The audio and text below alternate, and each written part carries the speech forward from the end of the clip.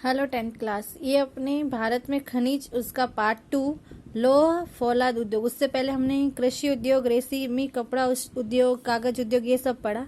अभी लोह पर आधारित उद्योग है ना। लोहा एवं फौलाद उद्योग आधुनिक औद्योगिक एवं आर्थिक विकास की धुरी समान है। इसके उत्पादन से ही उद्योगों के यंत्र एवं अन्य ढांचों का निर्माण होता है। तो लोहा जो भी उद्योग धंधे उसका मेन धुरी है, क्योंकि सारे जो उद्योग में यंत्र मशीनें वगैरह बनती है वो सब लोहा से ही बनती है। इसलिए ये उद्योग सबसे मतलब एक धुरी के समान है। इसके मतलब चारों ओर दूसरे उद्योग घूमते हैं। इस उद्योग को चाबी रूप उद्योग भी माना जाता है। भारत में लोहा बनाने की प्रक्रिया अत्यंत प्राचीन है। दमास्कस में तलवार बनाने के लिए लोहे की आयात भारत में इससे की जाती थी। भारत में आधुनिक रूप से लोहा बनाने का प्रथम कारखाना तमिलनाडु के पोर्टो नोवा में स्थापित किया गया, परंतु कुछ कारणों से वह बंद हो गया। ठीक है। पश्चिमी बंगाल में कुल्टी में कच्चे लोहे का सफल उत्पादन हुआ। 1907 में झारखंड राज्य के जमशेदपुर में कारखाने की स्थापना से लोहा फौलाद का बड़े पैमाने पर उत्पादन होने लगा। पश्चिमी बंगाल में आए हुए बर्नपुर तथा कर्नाटक में भद्रावती में कारखाना स्थापित किया गया। भिलाई, राउरकेला, दुर्गापुरा में लोहा फौलाद के कारखाने, ये सब लोहे के कारखाने। बोकारो, विशाखापट्टनम एवं सेलम में भी आधुनिक एवं बड़े कारखाने स्थापित किए गए। लोहा फौलाद बनाने के लिए लोहा इस्क, कोयला, चूने का पत्थर, मैग्नीज का कच्चे माल के रूप में उपयोग होता है। गुजरात में भी हजीरा के पास मिनी स्टील प्लांट स्थापित किया गया है। टाटा सिवाय के लोहा फौलाद के कारखानों का प्रबंध स्टील अथॉरिटी ऑफ इंडिया यानी कि सेल को सौंपा गया है। तो ये बोलते हैं ना कि जैसे एक हेड होता है, तो वही सारे स्टील कारखानों पे सेल करके जो है वो हेड है ना। लोहा फौलाद के उत्पादन में भारत का विश्व में 5वां स्थान है। ये मैप में देखो, जहाँ लोहा फौलाद के केंद्र है वहां सर्कल किया हुआ। ठीक है, ये मैप आप एक बार देख लेना। अब है एल्यूमिनियम गलाना। लोहा फौलाद के बाद दूसरा महत्वपूर्ण उद्योग एल्यूमिनियम गलाने का है। ये धातु वजन में हल्की, मजबूत, टिकाऊ, बिजली की सुवाहक एवं जंग न लगे ऐसी विशिष्टता रखती है। बॉक्साइट ये एल्यूमिनियम की कच्ची धातु है। इसमें अन्य मिश्र धातुएं मिलाकर मोटर, रेल, हवाई जहाज एवं यांत्रिक साधन बनाने में उपयोगी है। एल्यूमिनियम के उत्पादन में 40 से 50% खर्च बिजली में होता है। इससे जहाँ बॉक्साइट जल विद्युत सरलता से प्राप्त हो वहाँ ये उद्योग स्थापित हो। मतलब जहाँ पे एल्यूमिनियम को बनाने में बॉक्साइट का उपयोग होता है, जहाँ और जल, फिर विद्युत यानी कि बिजली, ये सब चीज़ें जहाँ पे आसानी से मिलती है वहाँ पे एल्यूमिनियम गलाने का उद्योग स्थापित करते हैं। जैसे कि ओडिशा है, पश्चिमी बंगाल है, केरल है, उत्तर प्रदेश है, छत्तीसगढ़ है, महाराष्ट्र है, तमिलनाडु में एल्यूमिनियम का उत्पादन करने वाले कारखाने स्थापित किए गए। अब तांबा गलाना। विद्युत सुवाहकता यानी कि तांबे से बिजली उत्पादित होती है। आपको पता है ना, आपने बिजली के उपकरण देखे होंगे, उसमें तांबे का तार आता ही आता है, तो बिजली का सुचालक होता है। तथा अन्य धातु के साथ सरलता से मिल जाने के गुणधर्म के कारण तांबे का उपयोग बढ़ा है। बिजली उद्योग, refrigerator, air conditioner, automobile, radiator, गृह उपयोग के बर्तन आदि साधनों में तांबा उपयोगी है। भारत में सर्वप्रथम तांबा गलाने की औद्योगिक इकाई भारतीय तांबा निगम ICC द्वारा झारखंड के घाटशिला में स्थापित किया गया था। 1972 में भारतीय तांबा निगम को हिंदुस्तान कॉपर लिमिटेड SCL के अंतर्गत हस्तांतरित किया गया, मतलब इसके साथ जोड़ा गया। ICC को SCL के साथ जोड़ा गया। आज हिंदुस्तान कॉपर लिमिटेड के उपरांत निजी क्षेत्र में भी तांबे का उत्पादन किया जाता है। ये मतलब गवर्नमेंट है SCL और ICC। इसके बावजूद भारत में अपनी आवश्यकता अनुसार उत्पादन होने से विदेशों से इसको आयात करना पड़ता है। मतलब तांबा हम विदेशों से भी मंगाते हैं। अब है रसायन उद्योग। रसायन उद्योग के उत्पादनों में भारत का स्थान महत्वपूर्ण है। रसायन के 2 प्रकार है, कार्बनिक रसायन एवं अकार्बनिक रसायन। कार्बनिक रसायन उद्योगों के संदर्भ में पेट्रोकेमिकल मुख्य है। इसका उपयोग कृत्रिम रेशा, कृत्रिम रबर, प्लास्टिक की चीजों, रंग, रसायन तथा दवाओं में होता है। कार्बनिक रसायन उद्योग खनिज तेल, रिफाइनरियां तथा पेट्रोकेमिकल्स के नजदीक होते हैं। इस कार्बनिक रसायन उद्योगों के संदर्भ में गंधक का तेजाब, नाइट्रिक एसिड, क्षारीय सामग्री, soda ash, caustic soda, chlorine आदि में उपयोग होता है। जंतुनाशक दवाओं के उत्पादन में विकासशील देशों में भारत का स्थान महत्वपूर्ण है। रसायन उद्योगों में भी गुजरात का स्थान देश में सर्वोपरि है। अहमदाबाद, वडोदरा, अंकलेश्वर, भरूच आदि रसायन उद्योगों के मुख्य केंद्र है। अब है रासायनिक खाद। देश का पहला रासायनिक खाद का कारखाना 1906 में तमिलनाडु के रानीपेट में स्थापित किया गया। मतलब पहला कारखाना। रासायनिक खाद तो आप जानते हो ना, जो फसल के उपजाऊपन को बढ़ाते हैं, तो उनके कारखाने। इस उद्योग का विकास फर्टिलाइजर कॉर्पोरेशन ऑफ इंडिया द्वारा प्रस्तापित बिहार के सिंदरी नामक कारखाने में हुआ। गुजरात, तमिलनाडु, उत्तर प्रदेश, पंजाब एवं केरल में खाद उद्योग केंद्रित हुआ है। गुजरात में कलोल, कंडला, भरूच, वडोदरा आदि स्थानों पर रासायनिक खाद बनाने के कारखाने हैं।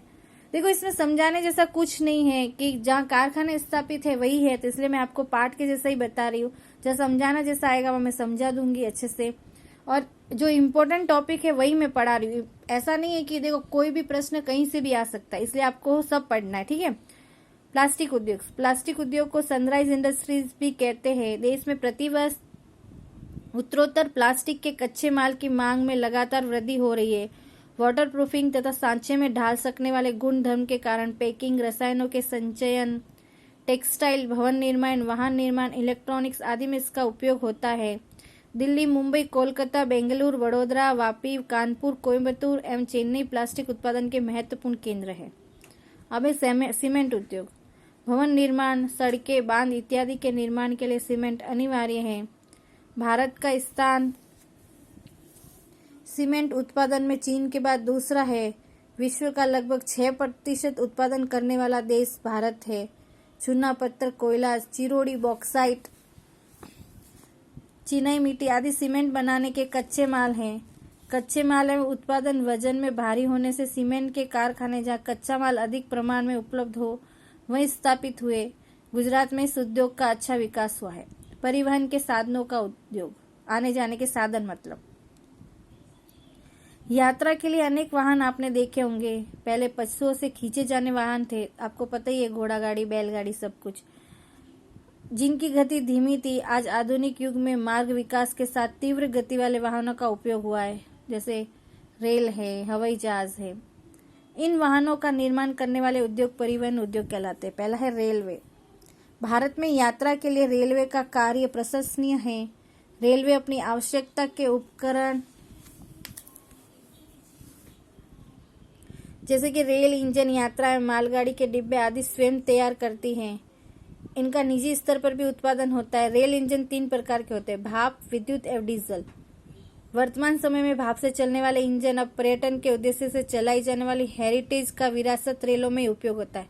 पहले सारे इंजन भाप से चलते थे, लेकिन अब जो घूमने के लिए जो ट्रेनें हैं उन्हीं में इनका उपयोग होता है। डीजल तथा विद्युत इंजनों का उत्पादन पश्चिमी बंगाल के मिहिजाम में चित्तरंजन लोकोमोटिव वर्कर्स, बनारस में डीजल लोकोमोटिव वर्कर्स तथा जमशेदपुर में टाटा लोकोमोटिव वर्कर्स में होता है।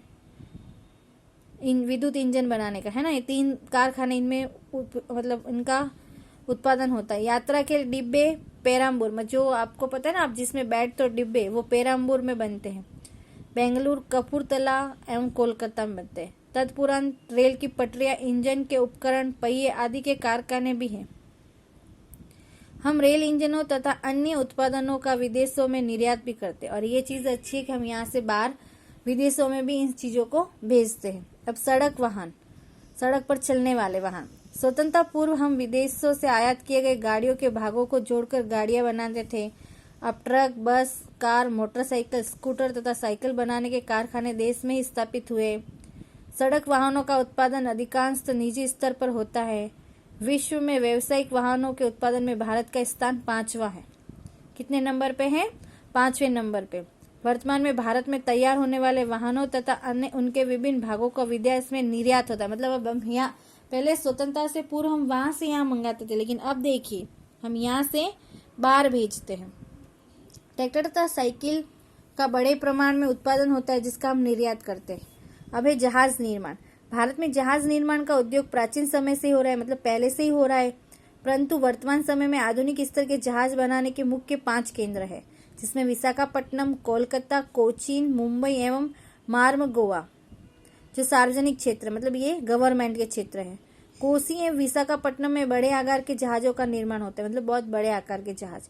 तदुपरांत निजी क्षेत्र वाले जहाजों की गोदियां भी स्थानीय आवश्यकता पूर्ण करती है। हेलीकॉप्टर का उत्पादन भी हमारे देश में होने लगा है। सैन्य आवश्यकता के लिए बेंगलुरु, कोरापुट, नासिक, हैदराबाद एवं लखनऊ में हवाई जहाज उद्योग की इकाई स्थापित की गई है। भारत में अभी तक यात्री परिवहन के लिए हवाई जहाज निर्माण का आरंभ नहीं हुआ, मतलब हवाई जहाज हमारे यहाँ पे नहीं बनती है। इलेक्ट्रॉनिक उद्योग, रेडियो सेट तथा टेलीफोन उद्योग की स्थापना 1905 में भारत में हुई, जिसे इलेक्ट्रॉनिक्स उद्योग का प्रारंभ कह सकते हैं। भारत इलेक्ट्रॉनिक्स लिमिटेड भेल में बेंगलुरु में स्थापित हुई, जिसका उद्देश्य सेना, आकाशवाणी, हवामान विभाग के उपकरण बनाना था। आज भारतीय स्पेस रिसर्च ऑर्गेनाइजेशन इसरो के साथ सहयोग कर कई इलेक्ट्रॉनिक उपकरण का निर्माण करती है। इस उद्योग में से सामान्य लोगों के जीवन, देश के अर्थतंत्र तथा लोगों की जीवन शैली में बड़े परिवर्तन आए हैं। कंप्यूटर में हार्डवेयर तथा सॉफ्टवेयर के क्षेत्र में भारत में बड़ी प्रगति की है। बेंगलोर को उद्योगों की राजधानी बनाया गया है। इलेक्ट्रॉनिक उद्योगों की है ना, वो बेंगलोर राजधानी है। उसे भारत का सिलिकॉन वैली कहते हैं, अंडरलाइन कर लो, क्योंकि वहाँ पे सारे कंप्यूटर्स के पार्ट्स और सब वहीं बनते हैं। इसलिए इस उद्योग के विकास के लिए सॉफ्टवेयर पार्क, विज्ञान पार्क तथा प्रौद्योगिकी पार्क बनाए गए। भारत में इस उद्योग का भविष्य बहुत सुनहरा है। औद्योगिकी प्रदूषण तथा पर्यावरणीय अतिक्रमण, देश के आर्थिक विकास में औद्योगिकी उत्पादनों का योगदान उल्लेखनीय है। उद्योगों ने प्रदूषण में भी वृद्धि की है, पर्यावरण का अतिक्रमण किया है। प्राकृतिक तथा मानव सर्जित कारणों से पर्यावरण की गुणवत्ता घटी है, मतलब एक तो प्राकृतिक रूप से भी और हम लोग भी वातावरण को प्रदूषित कर रहे हैं। इसे पर्यावरण का अतिक्रमण कहा जाता है। उद्योगों द्वारा मुख्य 4 प्रकार के प्रदूषण पाए जाते हैं: वायु प्रदूषण, जल प्रदूषण, भूमि प्रदूषण तथा ध्वनि प्रदूषण। वर्तमान स्पर्धात्मक समय में उद्योगों ने बड़े प्रमाण में हवा एवं जल प्रदूषित किया है। कार्बन मोनोऑक्साइड एवं सल्फर डाइऑक्साइड जैसे अति नुकसानकारक गैसों के कारण हवा प्रदूषित बनी है। औद्योगिक कचरे के कारण जल प्रदूषण बढ़ा है। आज कई कारखाने नियमों की अवगणना, मतलब नियम नहीं मानते, इससे औद्योगिक रूप से प्रदूषित पानी को नदी में बहा देते हैं, जिससे जल दूषित हो रहा है। ध्वनि प्रदूषण भी हो रहा है, जिससे मानव में बहरापन बढ़ रहा है, क्योंकि बहुत ज़्यादा आवाज़ मनुष्य के अंदर तनाव पैदा करती है। हम भी मतलब एकदम देखो, एक तो नॉर्मल डेसिबल होता है और एकदम से हम ज़्यादा आवाज़ में चले जाते हैं तो हमें कैसा चिड़चिड़ापन होता है।